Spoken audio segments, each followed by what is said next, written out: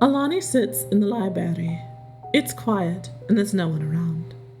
She walks around the shelves, flips through the books, and peeks into the old video archives in the back of the building.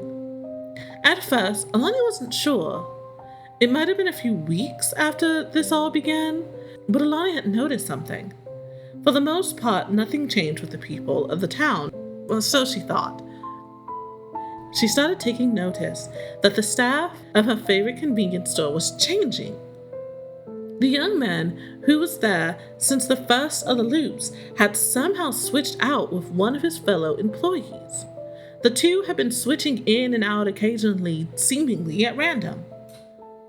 Alani wonders if it could even be possible. People trying to go about their routine even though they think it's October 31st. There's something else more dire that worries her. As Alani walks the aisles, she's certain the librarian's assistant isn't around. She hasn't been for a while. When Alani attempted to ask the librarian, he at first stated she should be there and went looking for her. And then he said she must have forgotten to call in sick. So Alani waited and came in every day for a near 2 weeks with the same question. Each time, the librarian had the same response, though sometimes he seemed a little off about it, like the priest had been way back when. Alani gives up and leaves the library. People are disappearing. Alani tells Sherry about her findings.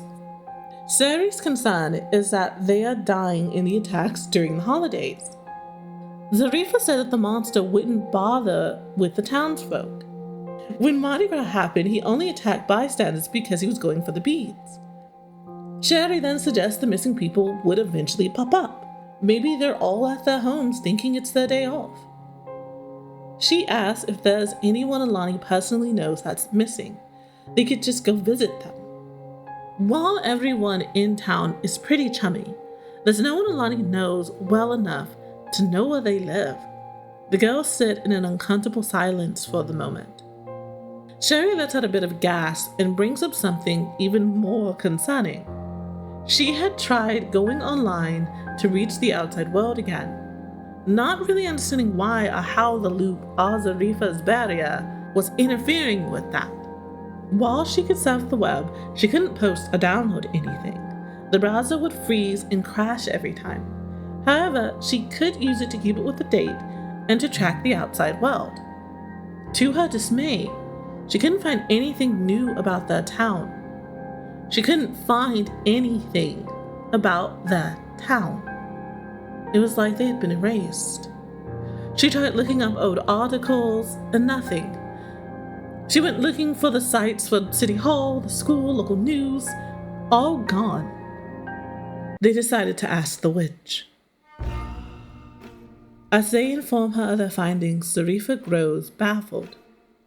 Who would be interfering to this extent and why?